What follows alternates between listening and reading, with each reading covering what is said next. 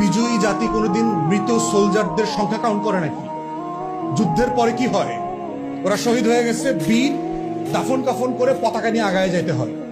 I am proud of the soldiers sacrifice. বিজয়ী জাতি কোনোদিন বিজয় নিয়ে কান্নাকাটি করে, এইটা আওয়ামী লীগ ছাড়া আর কোন জায়গায় আমরা দেখি নাই।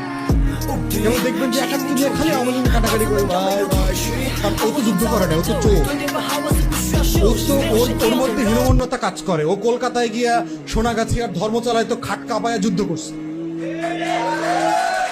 আওয়ামী লীগ তো অস্ত্র ধরে যুদ্ধ করে নাই। আপনারা এম এ মোহাইমেন আওয়ামী লীগের এমএলএ ছিল 70-এর নির্বাচনে, তার লেখা বই পড়বেন, ঢাকা, আগরতলা, মুজিবনগর।